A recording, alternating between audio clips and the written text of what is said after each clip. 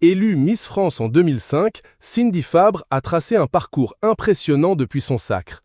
Si beaucoup se souviennent d'elle pour son charisme et son élégance lors du concours, elle a su bâtir au fil des années une carrière riche et diversifiée. Elle s'est éloignée des projecteurs habituels du monde du spectacle.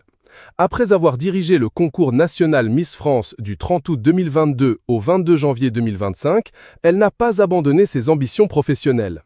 Aujourd'hui, la Jolie Brune fait partie de l'équipe d'Emma Events, une agence événementielle reconnue avec des bureaux à Dijon et à Paris. C'est un métier qu'elle affectionne particulièrement. Il lui permet de créer tout en gardant le contrôle pour transformer chaque événement en moment unique.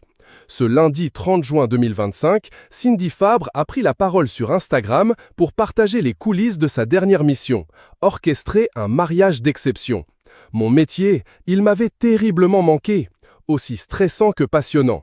Que j'aime créer, imaginer, transformer un lieu en émotion. Merci au Luberon pour ce décor à couper le souffle, à nos équipes pour leur talent, à nos clients pour leur confiance et à la vie de me ramener à ce que j'aime profondément, a-t-elle confié en légende. La publication a rapidement déclenché de nombreuses réactions enthousiastes. Toujours aussi investie dans son travail, l'ancienne Miss France démontre qu'au-delà de la couronne, elle est une professionnelle accomplie et passionnée. Elle s'est transformée chaque projet en un moment unique. Ces derniers jours, l'ex-Miss France s'est montrée à Oman pour quelques découvertes culturelles. Mais mercredi 13 août, l'ex-reine de beauté a vécu une petite mésaventure en visitant la grande mosquée du Sultan Qaboos, célèbre pour abriter le deuxième plus grand tapis fait main d'une seule pièce et le plus grand chandelier du monde. À l'entrée, elle s'est heurtée à un mauvais point. Selon ses stories Instagram, elle s'est faite attraper par les gardes. À cause de sa tenue.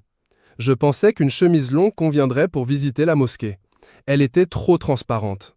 Avec mes grandes jambes, le pantalon était trop court, a-t-elle regretté. Heureusement, une personne bienveillante est venue à son aide. Sur la photo partagée, on voit une femme l'aider à couvrir les parties de son corps trop exposées, conformément aux règles des lieux de culte. La jeune femme a tenté de m'aider avec mon écharpe. Les Omaniennes sont adorables, a-t-elle salué. Grâce à cette assistance, Cindy Fabre a pu pénétrer dans la prestigieuse mosquée. Elle en a ensuite partagé une visite avec ses abonnés.